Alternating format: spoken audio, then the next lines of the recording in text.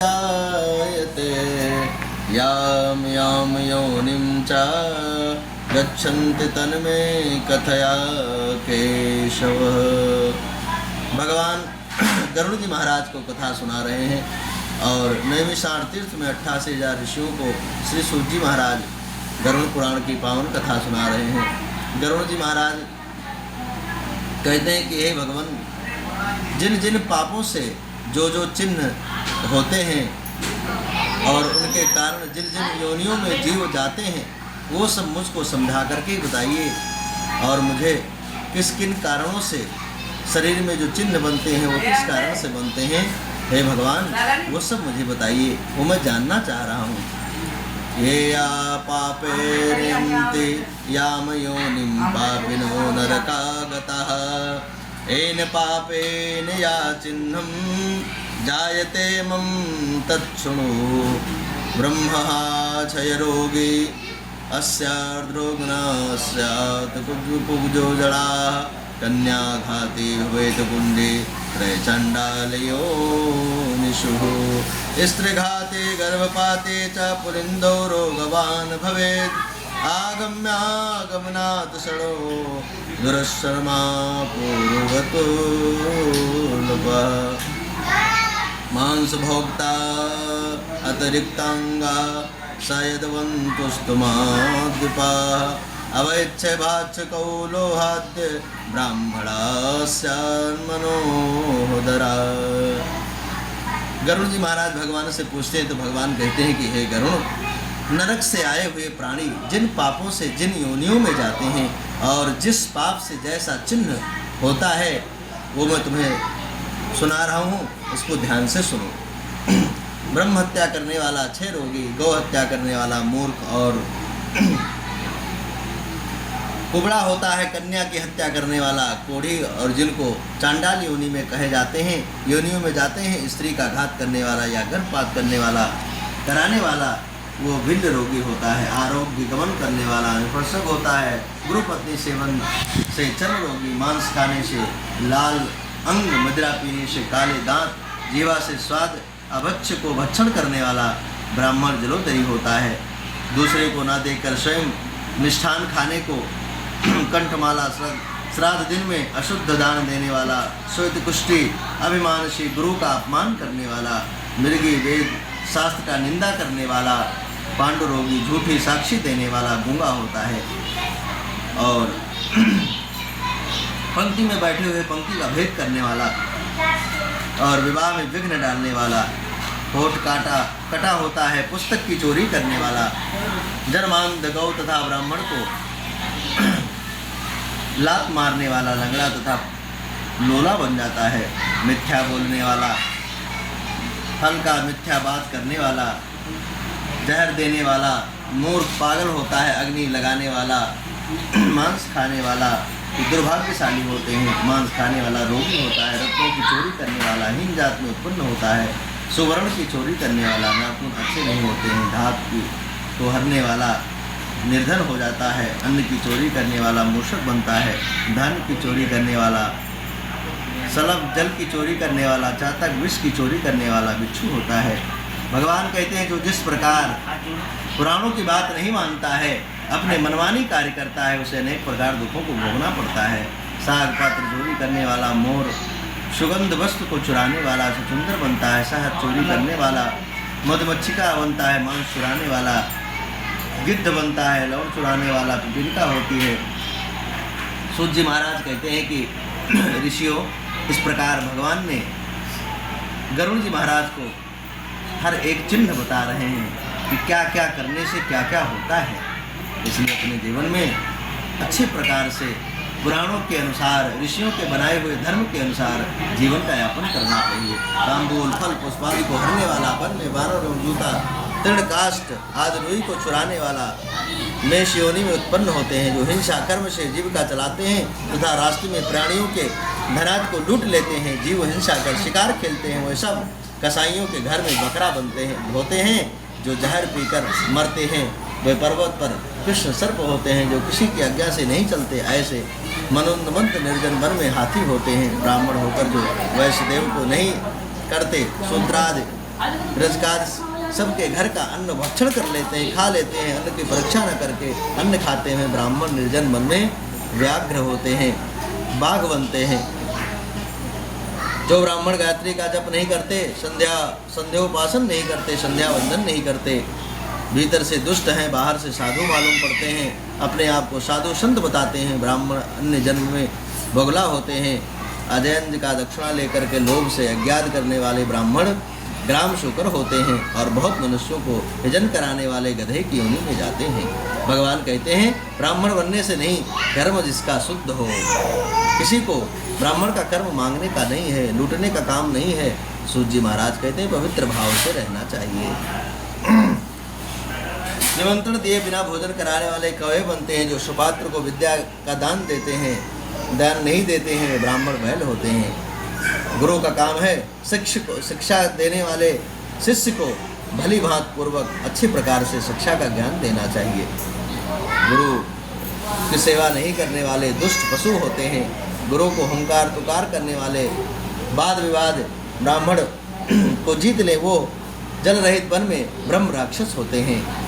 जो पहले ब्राह्मण को वचन दें, अंत में दान नहीं देते हैं, वह सियार होते हैं। और सत्पुरुषों का सत्कार न करने वाले फेदकार होते हैं, अर्थात जिनके मुख से अग्नि निकले, अग्नि मित्र दो ही पर्वत पर वह गद्र नाम के कीड़े बनते हैं।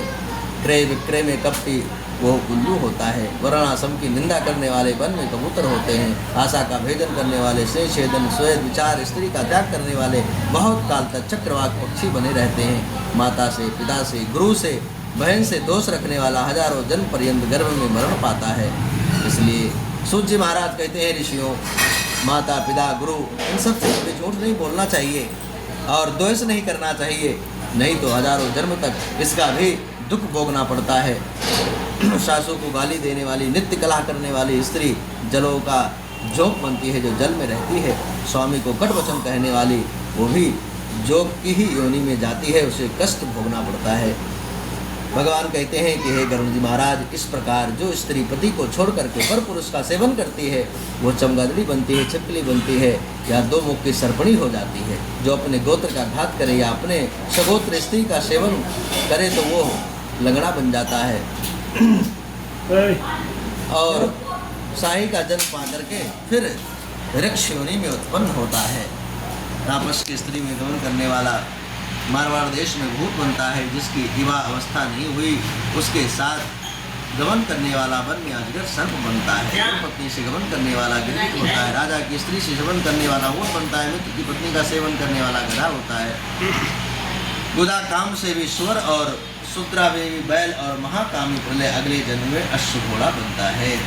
मृतक के असोच में एकादश शाह का भोजन करने वाला कुत्ता होता है। देव द्रव्य भोक्ता से देवलोक ब्राह्मण को वो मुर्गे की योनि को प्राप्त करते हैं। धन के लिए देवता की पूजा करने वाला ब्राह्मण देवलोक वो देव और पितृ कार्यों में आरोग्य हो जाता है। श्री सूत जी महाराज कहते हैं ऐसे महापातक यत्न बताए गए भगवान की वाणी है। ऐसे घोर पापों से उत्पन्न हुए भयानक नरक को प्राप्त हो कर्म क्षय होने से मनुष्य लोक में उत्पन्न होते हैं। ब्रह्म हत्या करने वाले नरक में दुख भोगकर पुनः मनुष्य लोक में गधा, ऊंट और महिष आदि की योनियों में उत्पन्न होते हैं। मदिरापान करने वाला भेड़िया, कुत्ता, सियार आदि की योनियों में प्राप्त होता है और सुवर्ण की चोरी करने वाला कृत्रिम कीट पतंग होता है। गुरु की पत्नी से गमन करने वाले गुरु आलता बनते हैं और जीवन में उस कर्मों का फल भोगना पड़ता है।